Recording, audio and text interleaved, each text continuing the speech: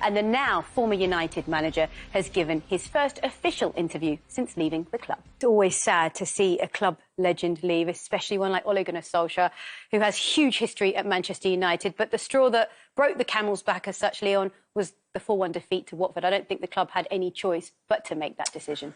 No, it was inevitable, really. It's something that everybody looking at the club from the outside has seen coming. Results have been poor. Performances have probably been worse. There doesn't look like it was a possibility to change that round. And, you know, the way they fell apart in that final stage of that game just summed it all up, really. And a very emotional interview. Strange that you see an outgoing manager giving interviews on the same day that he loses his job. But that shows, I feel, that how Manchester United still feel about Ole Gunnar Solskjaer, despite his tenure not working out as successfully as they thought it would. I think they wanted it to work, didn't they? They really wanted it to work for him, because they would have made this decision surely after the Liverpool defeat or the Man City defeat if they were going to make change into the international break. But they wanted to see him succeed. But that result yesterday, I mean, there was nothing good about that. Yeah, I watched some of it, and I think exactly the same as you. I thought there was no fight. Didn't really look like there was any passion. And to me, Watford just bullied them and played a lot better than them and got the result they wanted. But I still think the sacking personally was just at a strange time in general. Now they're in a position where they're maybe looking for another interim manager which I don't think anybody will take that job for such a short space of time or leave where they are to go and take that job. But I think Carrick has just got to go in and just get the guys playing and fighting and playing the way Man United know how to play, and that's entertaining crowds and scoring goals and creating loads of chances. And that's exactly what the fans want to see. But if we just backtrack a little bit, at the beginning of the season, it wasn't too bad. They won 4 of their first 5 games and things were going OK. They then had these incredible new signings to work with. But then to pick up 4 points from a possible 21, how did it go so wrong? Where did it go so wrong? Well, I bet you Ole Gunnar Solskjaer wishes he could go back and analyse it and try and figure it out, because you're right. At the start of the season, there was talk that Manchester United, with the incoming signings, would be having a real go at the title, really involved in the championship race this season. And yeah, it started well, but you know, you've got to perform at that level over the course of an entire season. You can't just do it for short spells. Whether, as the talk has been, bringing in a figure such as Cristiano Ronaldo changes the way that the team had set up and the style. They'd become quite good on the counter-attack, and they were very good away from home. Their away record had been exemplary. And it did change things a little bit for Ole Gunnar Solskjaer. But, you know, the fundamentals should still be the same. The way they play, you'd expect, should still be the same. They're all, when they're having tough moments and tough runs, which every team will during the course of the season, you fall back to what you know. And I feel that's where Manchester United fell short. They didn't know what to fall back to. They didn't have a set style of play, and they didn't have a basic fallback routine. And I think ultimately when the going got tough, that's what let them down. But it's strange, because as former players, when you're in a situation which is really, really tough, like the Manchester United players have found themselves in, do you not come together as players and just say, look, we need to sort this out between us? Yeah, most definitely. It's happened to me. I think a few clubs that we've had to come together and say, look, this is not just on the manager here. Like, we're representing ourselves as well as the club and the manager, and we're players of a certain standard. You don't want to lose. You always have that winning mentality. Losing is not nice. I've been with City when it's been ups and downs, and some games you think you're going to win and they go and score the other end, and then you end up losing 3 or 4-0. Now, you don't want that mentality to creep in, especially at a team like United, who are used to winning trophies and fighting for Champions League places more often than none. So for me, you naturally just come together, and they got fantastic players there that would most probably on a one-off day beat most teams if they play well. But that's the fact of the matter. They ain't playing well consistently, and I think that's what's hurting them. But that's it. But you can say players will get together, and they will, and they'll come together and they'll work hard, and we've got to get us out of this. And there are games and moments where that desire will get you through a game, and it might get you a victory in a game. But over a longer period, you need direction. You need somebody showing you exactly what style you're playing, what the tactics might be. You can then buy into that as a team, and we're in this together, and we both know we're going to run down the right in this game, or we're going to get crosses in, or we're high press this game. But you still need the direction. But I think that's what they didn't have. Might be like a kickstart for them, you know, the coming togetherness for them. Because I think, like we've spoken about before, that them as a team, they're fantastic individuals, but on the pitch, they don't play like they know what they're meant to be doing. Now, if they get on one page together as a team, then Ole's stuff may help as well. Like you said, the guidance and the structure and everything, then it might come together, but they're not playing like a team that is Man United. We played against Man United and we've been on the end of some pummelings, both of us. And the crosses keep coming, and no matter how hard you try or how much effort you put in, Man United just used to dominate. Now, even if they do dominate, they don't create that many clear-cut chances where you think, oh, this could be 3 or 4-0 here. It's like one goal, and that's... But who's responsible for that then? I think you always have to look at the manager. That's where the direction comes from. That's where the style comes from. That's where everything. The book will always stop, regardless of players. And you know, if you're going to go and play Manchester City, we've seen Everton play Manchester City today, and you know that they will wear you down with possession and really get your backs to the wall, and eventually they'll get their goal from the style of football that they play. Manchester United's style can change weekly, depending on who's playing well individually or who they're up against. They've not got that, this is what we are and this is how we play style. And I do think that's what let running. They need guidance. They need... Like a roadmap, like a blueprint. This is what you're doing. They need to run in. They need guidance. They need... Like a roadmap, like a blueprint. This is what you're doing. They need to understand, and then you can all galvanise and work hard, but we all know we're a high-pressing team.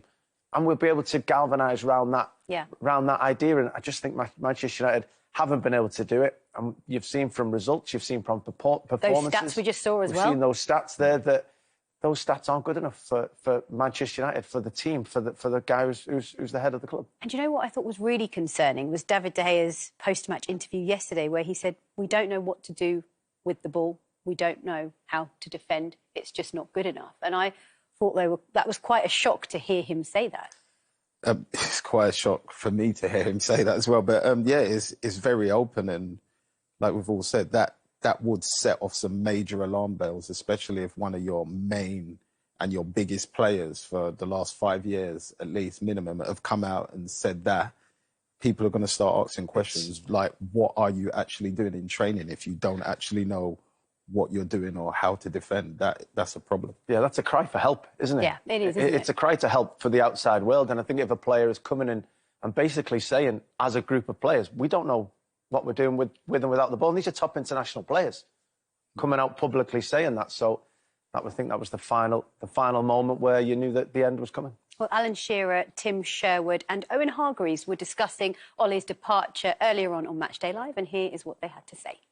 Spending more than £400 million under Solskjaer in his 3 years in charge, and they haven't been able to close that gap on their City rivals. How much of a missed opportunity has that been?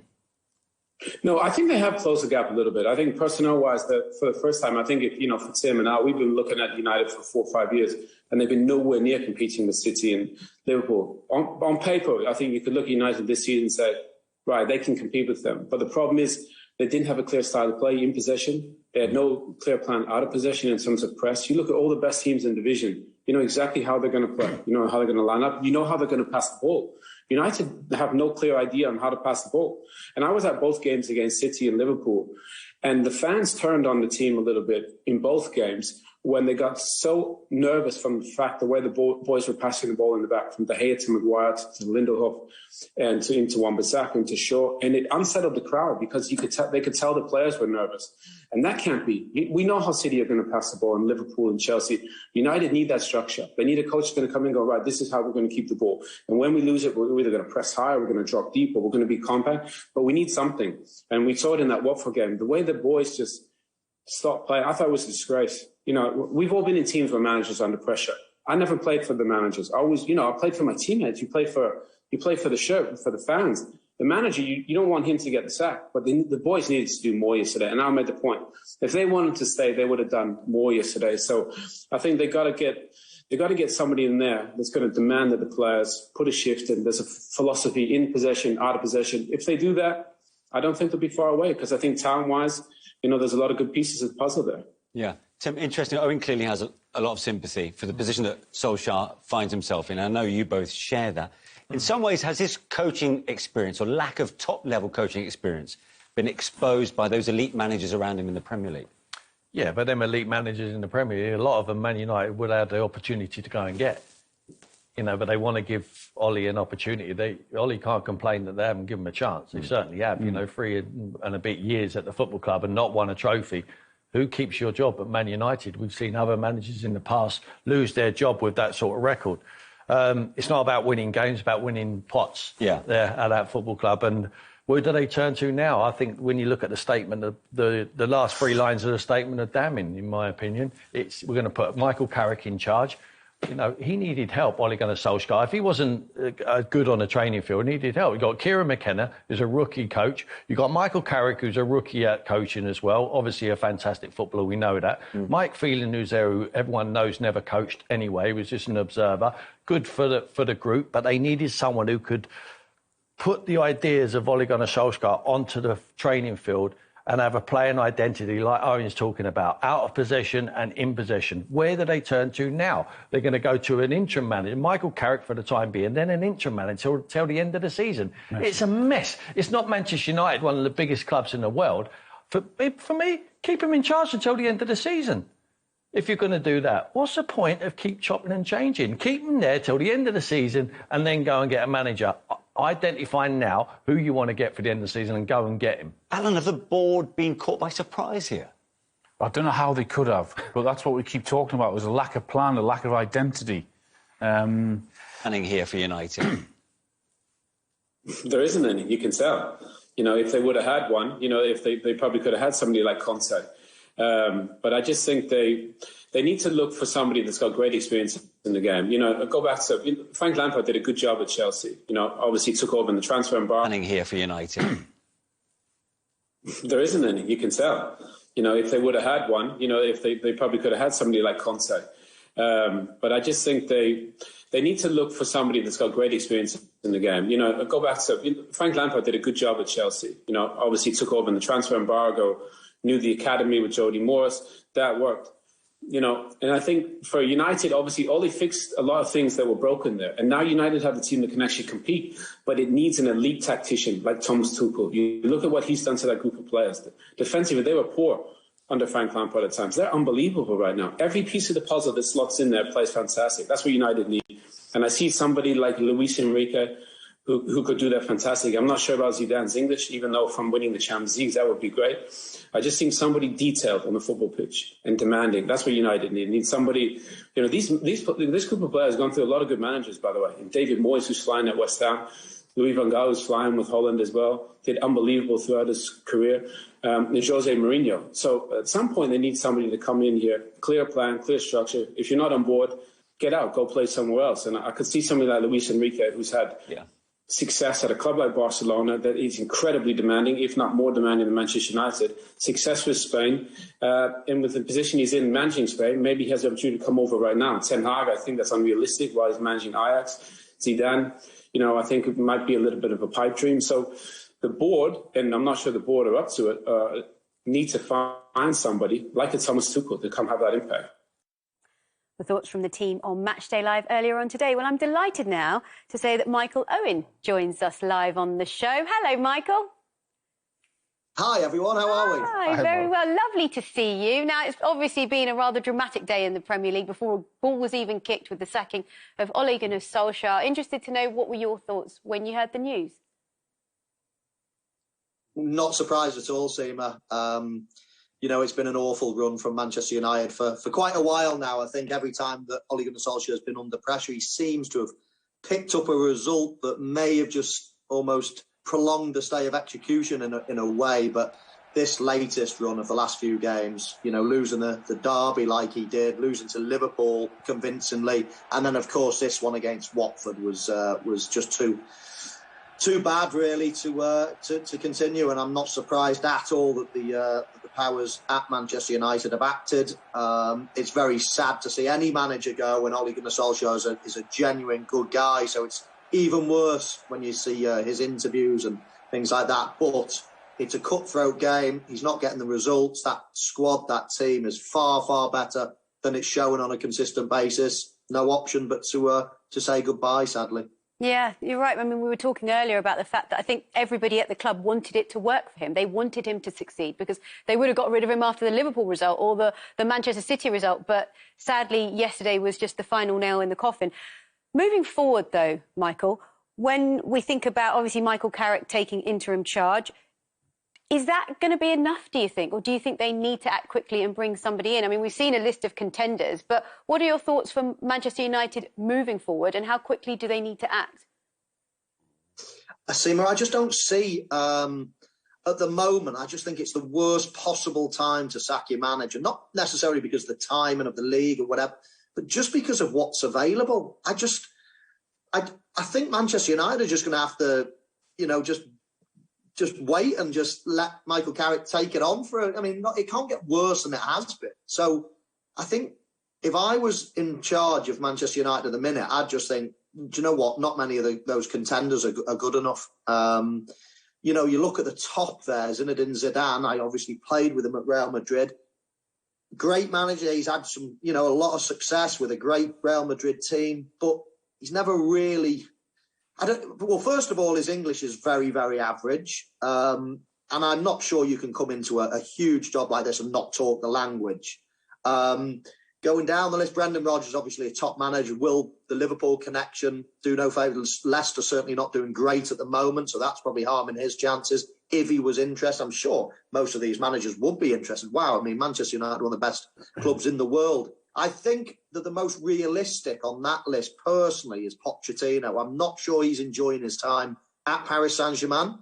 I think he would jump at the chance. I think he loves the Premier League. I think there's been a link there before. But the only thing with Pochettino, I think they'd have to wait till the end of the season for him. And my gut feel is that you're best waiting for the right person rather than just jump into it again. Man United have appointed some unbelievable managers over the years. They've got to get this one right. And if it means you're going to have to wait, 2 months, 5 months, 6 months, whatever it might be, to get the right person, then I think that's what they've got to do. And of course, the priority really now is the games that are coming up because they've got some really, really big games, starting with Villarreal in the Champions League. And we've seen where they are in the group. I mean, they have to pick up points. If they drop points, they have a risk of dropping out of the Champions League knockout stages. Yeah. Well, a couple of games are so different. Sorry, go on, Michael. Sorry, Liam. Sorry, that was my fault. I should have said Leon. Yeah, no, they're in a precarious position. I think they were obviously trying to get through this run of games with Ole still in charge of the club. Obviously, wasn't to be the case, but yeah, they're playing Villarreal, they play Chelsea, they play Arsenal. Big games coming up for a guy that's never managed a game before in Michael Carrick. So, yeah, I mean, I was surprised, especially in the talk of interim. I still think, I don't know what you think, Michael, you're saying that they need to wait. Is this not Manchester United, the biggest club in the world, and should they not have in mind who they want for their next manager already and going out and getting him? Yeah, I hear what you're saying early on. I mean, in real terms, though, if they're going to do that, I think they should have had the succession plan. And if they had someone in mind, when Ole was under a little bit of pressure last time or the time before that, I mean, there's been so many opportunities if they wanted to swap.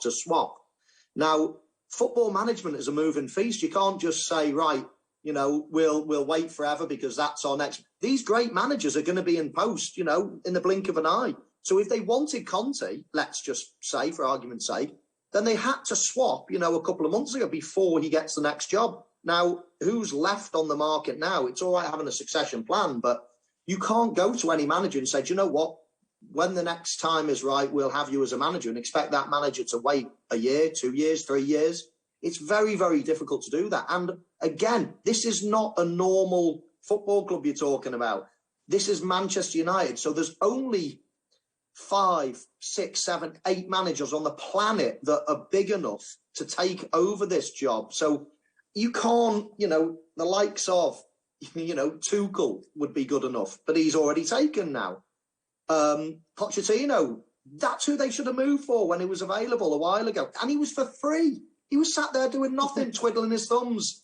And all of a sudden they missed the opportunity. But all the other great managers are all taken at the moment. It's real. It's very, there's hardly anyone available apart from the likes of Zidane. And, I'm just not sure about that one. So, yes, succession plans. But it's when you're trying to hit the bullseye like Manchester United are, I think it's very, very difficult. And now I think they've got to try and make sure this appointment is perfect. And as I say, if it takes 3 weeks, then great. If it takes 3 months, then fine. They're just going to have to suck it and see. But don't go and just appoint someone for the sake of it because they're available. This is one of the biggest jobs at the most important time. This next one has to be perfect. Certainly does. Michael, thank you so much for sharing your thoughts with us. Lovely to see you. And no doubt this conversation will continue to roll on until Manchester United do eventually find their new manager. Well, on that note, it is time for